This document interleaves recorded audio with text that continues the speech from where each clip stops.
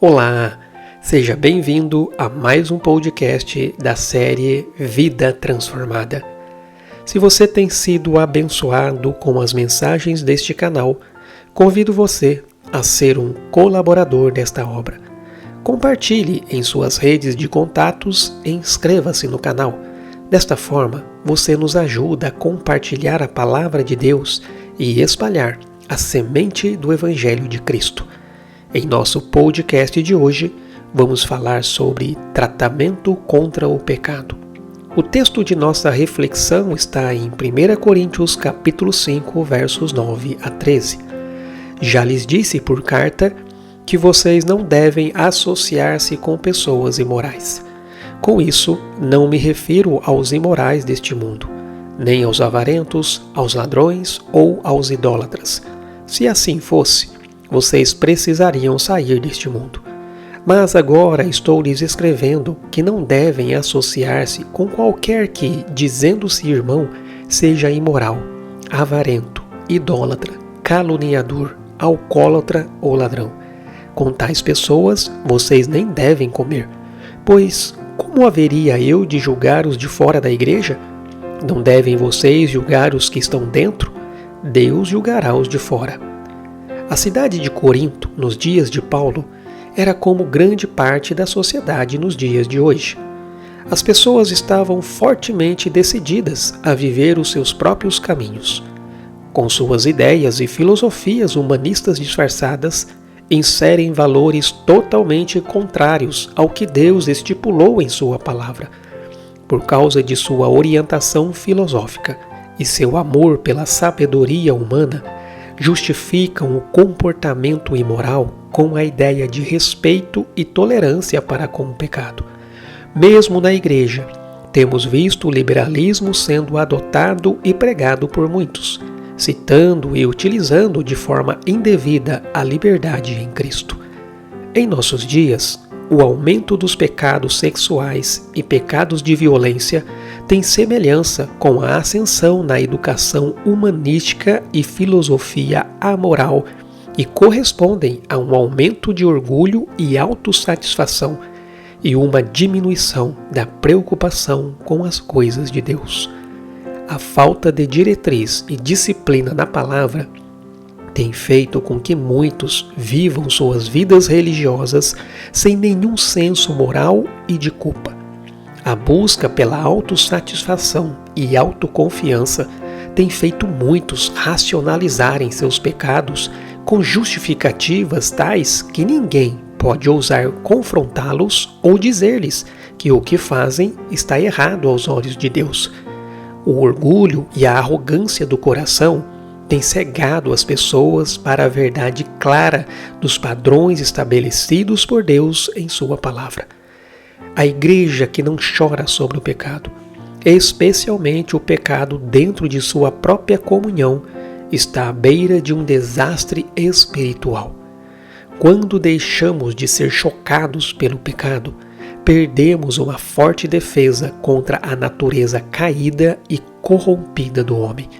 Infelizmente, são muitos que têm seguido os seus próprios sentimentos e racionalizações em vez de Deus e sua palavra, e encontram-se ignorando e talvez até mesmo justificando o flagrante pecado em suas vidas.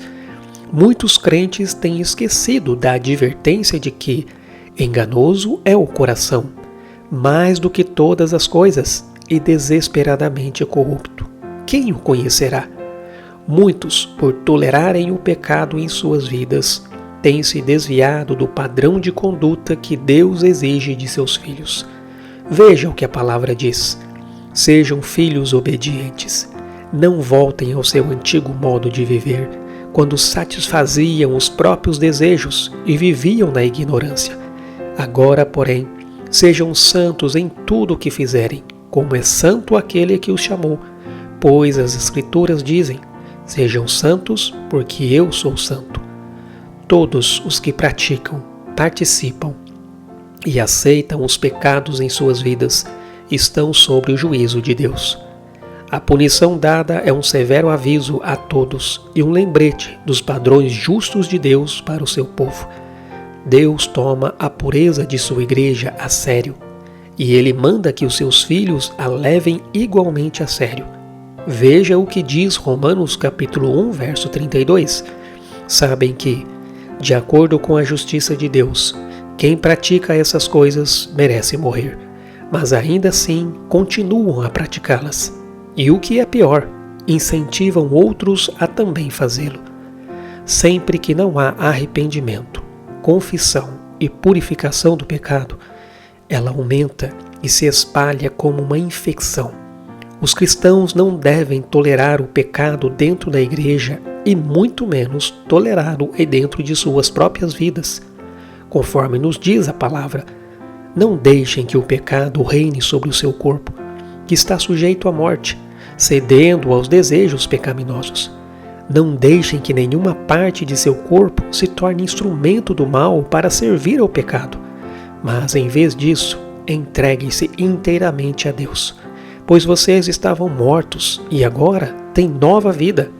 Portanto, ofereçam seu corpo como instrumento para fazer o que é certo para a glória de Deus.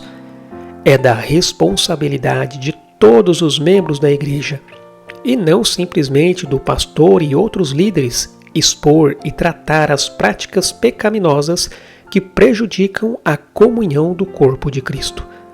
Temos de reconhecer a necessidade de identificar e limpar o pecado da igreja e principalmente de nossas vidas. O pecado precisa ser tratado, e aqueles que se recusam a se arrepender devem ser tirados do corpo antes que contaminem os outros. Assim como o fermento leveda a massa, o pecado pode contaminar a igreja de Jesus. Se lhe for dada a oportunidade, o pecado irá permear toda a igreja, assim como o fermento penetra um pão inteiro. Essa é a natureza do pecado. A palavra de Deus diz: não se deixem enganar. As más companhias corrompem os bons costumes. No texto que lemos, Paulo deixa bem claro que não devemos nos associar com pessoas que se dizem cristãs, mas são imorais, avarentas, idólatras, caluniadoras, alcoólatras ou ladras, e por aí vai. E ele ainda acrescenta: com tais pessoas, vocês nem devem comer. Isto é bem forte, não acham? Ele ainda diz que somos nós, cristãos autênticos, os que estão aptos para julgar os de dentro da igreja. Julgar no sentido de saber se alguém se diz cristão, mas na verdade pratica as coisas mencionadas acima.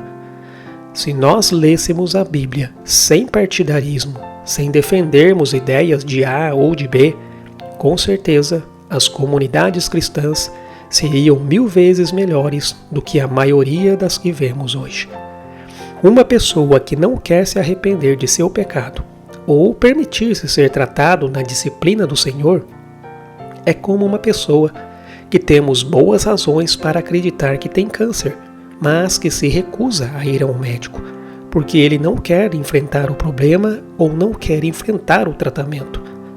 A palavra de Deus nos traz diversas orientações de como devemos lidar com o pecado em nossa vida e na vida da igreja. Veja que tudo o que necessitamos está na palavra de Deus. Que possamos ler a Bíblia com o espírito rendido a Deus, aplicando o Evangelho de Cristo, que é o poder de Deus para a salvação de todo aquele que crê. Deixo vocês com a pergunta da própria Bíblia: não devem vocês julgar os que estão dentro? Que possamos estar aptos para julgamentos justos, sabendo que é o Espírito Santo em nós que discerne todas as coisas, e não fazemos absolutamente nada sem Ele. Não podemos saber quem é e quem não é um verdadeiro crente, pois somente Deus conhece o coração.